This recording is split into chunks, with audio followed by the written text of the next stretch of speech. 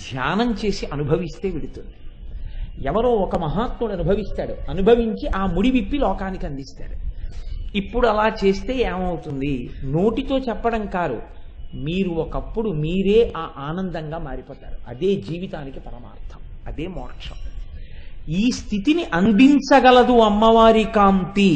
ఒక ఉపాసకుడి కాంతి మీకు ఉపయోగం లేదు, అమ్మవారి కాంతి మీకు ఉపయోగం. ఇది ఆ ఎర్రటి కాంతికున్నటువంటి గొప్పతనం. అందుకే సనాతన ధర్మం అంత గొప్ప ధర్మం మీకెక్కడా కనపడదు. వసిన్యాది దేవతల లాంటి దేవతలు అమ్మవారి అనుగ్రహం ఏమిటంటే, అయ్యయ్యో పిల్లలు పాడైపోతున్నారు, ఎలా వీళ్ళని నేను కాపాడడం, ఎలా వీళ్ళు ఇలా అజ్ఞానంలో మగ్నమైపోయి ఉన్న వాళ్ళని నేను ఎలా రక్షించడం. ఆవిడ తలుచుకుంటే తెల్లగా రాలేదా, ఆకుపచ్చగా రాలేదండి. పార్వతీదేవి ఆకుపచ్చగా ఉంటుంది, గౌరీదేవి పసుపు తెలుపుల్లో ఉంటుంది, దుర్గాదేవి నీలంగా ఉంటుంది, లలితాదేవి ఎర్రగా ఉంటుంది.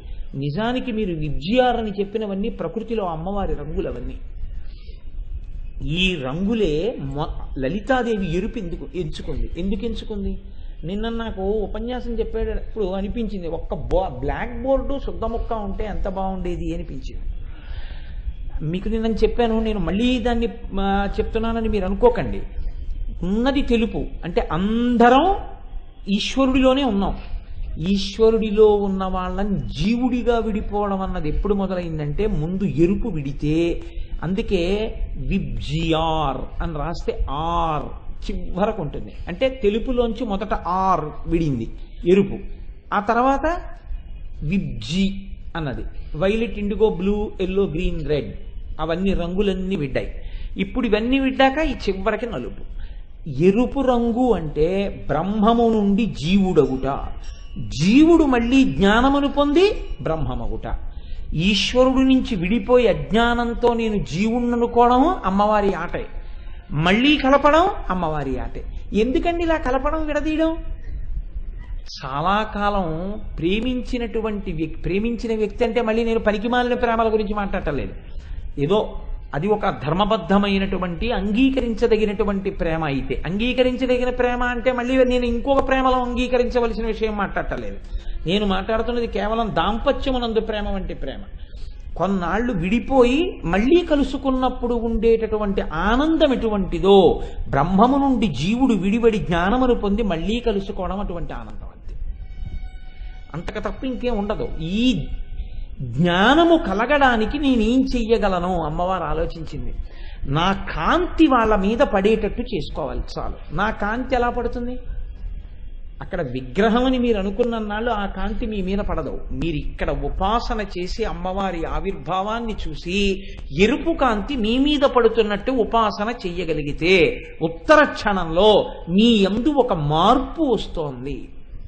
ఈ మార్పు క్రియాశక్తి. క్రియ అంటే పని ఏ పనైనా దేంతో చేస్తాం? చేత్తో చేస్తాం. ఈ మార్పు అన్నది ఎక్కడి నుంచి వస్తుంది అంటే, ఇప్పటి వరకు జీవుడని సంసారంలో ఉండిపోయిన వాడు కాదని మార్పు చెంది భగవంతుడి వైపుకి అడుగులు వేయడం మొదలెడతాడు. ఈ మార్పు ఎలా వచ్చింది అంటే, మార్పు క్రియాశక్తి కనుక క్రియ చేతులు చేస్తాయి కనుక చేతుల్ని చూస్తే వస్తుంది. అందుకే చేతులు చూడకుండా తల కనపడదు. అమ్మవారి చేతులు ముందు చూస్తే తప్ప అమ్మవారి తల కనపడకూడదు. అందుకే ముందు చతుర్బాహు సమన్విత రాగస్వరూప పాషాఢ్య క్రోధాకారాంకుచోజ్వల మనోరూపేక్షుకోదండ పంచతన్మాత్ర సాయక విజారుణ ప్రభాపూర మధ్య బ్రహ్మాండ మండల.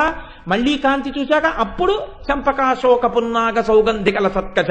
ఇంకా తల దగ్గర నుంచి పాదం వరకు వెళ్ళిపోతారు. అంటే అమ్మవారిని ఇక్కడ నిలబెట్టుకోగలుగుతారు.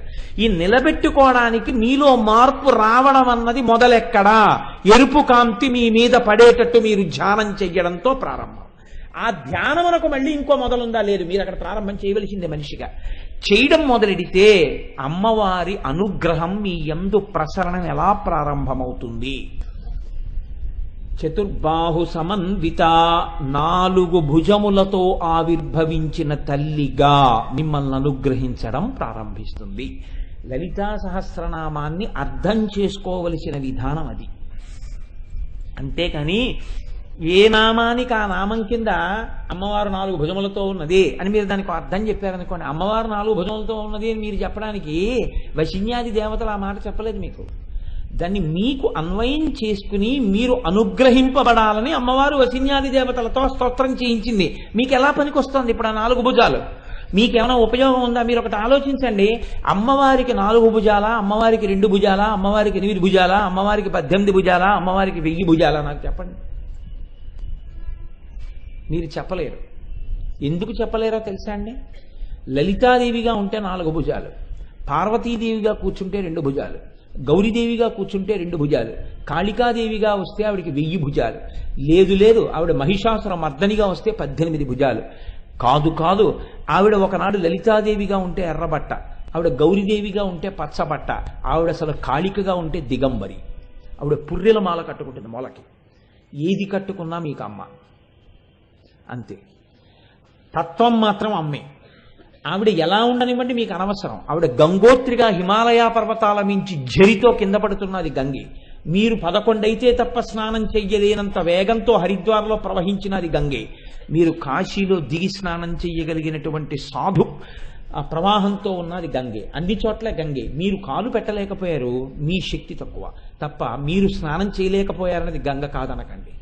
మీరు ఉపాసన చెయ్యలేరేమో కొన్ని రూపాలు, మీ శక్తి సరిపోదేమో, కానీ ఆవిడ అమ్మతనం మాత్రం ఆవిడికి లేకపోవడం అన్నది లేదు. కాళికగా ఉపాసించగలిగితే రామకృష్ణ పరమహంస ఉపాసించగలిగారు. రామకృష్ణ పరమహంస ఉపాసన అంటే ఏమిటో తెలుసా అండి? ఆయన తన మేనల్లుడితో కలిసి మాట్లాడుతున్నారు ఒక రోజున కలకత్తాలో మఠంలో. మాట్లాడుతూ ఉండగా అమ్మా అమ్మా అమ్మా అంటూ పరిగెత్తి స్పృహ తప్పి పడిపోయారు. పరిగెత్తుకెళ్ళి స్పృహ తప్పి పడిపోతే మేనల్లుడు వచ్చి నీళ్లు కొట్టి లేపాడు. ఉన్మాదంలాగా ఏదో మాట్లాడారు. కాసేపు మాట్లాడిన తర్వాత అడిగాడు మేనల్లుడు, ఏమైంది మామయ్య, ఎందుకు పడిపోయావు అని అడిగాడు. ఇక్కడే ఈ పొదల్లోనే అమ్మవారు ఎర్రటి చీర కట్టుకొని ఆకుపచ్చటి అంచుతో ఉన్న చీరతో గొల్లపిల్లలతో కలిసి నా తల్లి ఆడుకుంది ఈ చెట్టు పొదల్లో. మా అమ్మని చూడగానే అమ్మా అమ్మా అమ్మా అని పరిగెత్తాను. నేను దగ్గర దాకా పరిగెత్తిన తర్వాత అమ్మ నా వంకిలా చూసింది. అమ్మని చూడగానే, అమ్మ నా వంక చూడగానే, ఆ రూపాన్ని చూడగానే ఆనంద పారవశ్యంతో మూర్ఛపోయాను రా అన్నారు. ఆయన లేపి మేనల్లుడు గుళ్ళోకి తీసుకెళ్ళాడు. పొద్దున్న కట్టిన చీర కాదు, ఎర్రటి చీర ఆకుపచ్చ అంచుతో కట్టుకునింది కాళికాదేవి. మేనల్లుడు అన్నాడు, ఎంత పని చేశావు మామయ్య, అమ్మా అమ్మా అంటూ నువ్వు ఎందుకు పరిగెత్తావు, నన్ను పిలిచి చెప్తే నేను పట్టుకుందురు కదా అన్నాడు. ఇది అమాయకత్వం అంటే. పరమహంస అన్నారు, మనం పరిగెత్తి పట్టుకుంటే దొరుకుతుందిరా, ఆవిడ దొరకాలనుకుంటే దొరుకుతుందిరా, ఆ దొరికేటట్టు అనుగ్రహించడానికి ఇలా పరిగెడుతున్నాను రా అన్నారు. అది భక్తి.